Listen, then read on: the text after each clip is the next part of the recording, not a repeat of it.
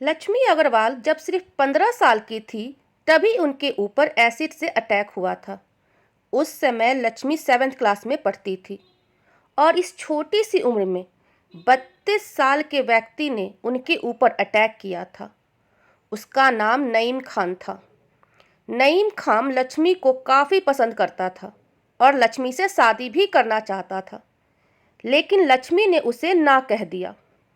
लक्ष्मी के मना करने के बावजूद भी नईम खान उसका पीछा करता था। जब लक्ष्मी स्कूल जाती तब नईम उसका इंतज़ार करता। इतना ही नहीं, नईम ने लक्ष्मी को 10 महीनों तक लगातार पीछा किया। 22 फरवरी 2005 के दिन तकरीबन 11 बजे लक्ष्मी दिल्ली के खान मार्केट की तरफ जा रही थी। रास्ते में लक्ष्मी को नईम खान और उसके छोटे भाई की गर्लफ्रेंड दिखे। लक्ष्मी ने इन्हें देखकर रास्ता बदल लिया, लेकिन नईम खान ने लक्ष्मी का पीछा किया। नईम खान के छोटे भाई की गर्लफ्रेंड ने लक्ष्मी को धक्का देकर सड़क के नीचे गिरा दिया और नईम खान ने मौका देकर लक्ष्मी के ऊपर एसिड डाल दिया। लक्ष्मी पर जब एसिड अटैक हुआ तो लक्ष्मी सड़क पर पड़ी जोर जोर से चिल्ला रही थी। वहाँ बहुत सी भीड़ जमा हुई, लेकिन किसी ने भी मदद के लिए आगे नहीं आया। तभी वहाँ से एक टैक्सी ड्राइवर लक्ष्मी को गंभीर हालत में देखकर उसे तुरंत ही अस्पताल में भर्ती करा दिया।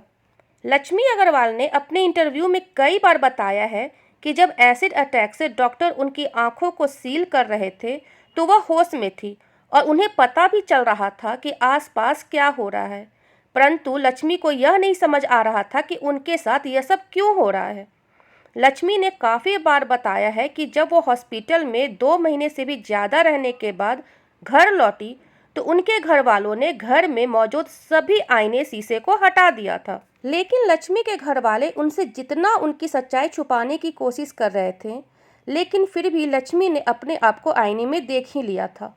लक्ष्मी अग्रवाल बताती है कि वो खुद अपने चेहरे को आईने में देखते ही काफ़ी डर गई थी और इतना ही नहीं, वह अपना चेहरा देखकर काफ़ी दिनों तक खूब रोई थी और उन्हें इसका काफ़ी ज़्यादा दुख हुआ था। लक्ष्मी ने अपने इंटरव्यू में यह भी बताया था कि उन्हें उस समय अपने मन में ठान लिया था कि ज़िंदगी में अब कोई जीने का मकसद नहीं रह गया है।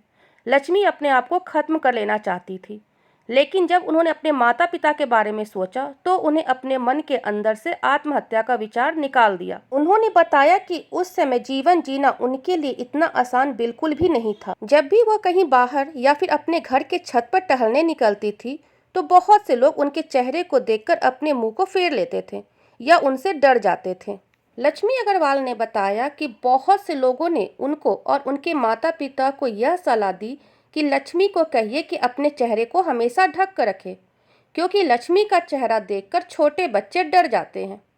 उन्होंने अपने इंटरव्यू में यह भी बताया कि उन्हें इस एसिड अटैक के बाद दुनिया में एक बार नहीं बल्कि अनेकों बार अपमान का सामना करना पड़ा।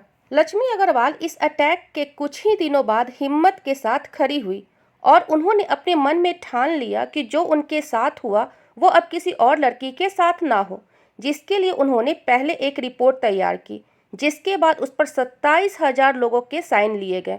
उसके बाद उन्होंने कोर्ट में एसिड अटैक को रोकने और एसिड का घरेलू इस्तेमाल के विरोध कोर्ट में अर्जी दी, जिसमें उन्होंने वो केस खुद लड़ा और इस केस को जीतने में लक्ष्मी को कुल 8 साल लग गए। कोर्ट ने कुछ नियम बनाए कि कोई भी व्यक्ति जो 18 वर्ष से कम है ना ही वो एसिड खरीद सकता है और ना ही एसिड को बेच सकता है।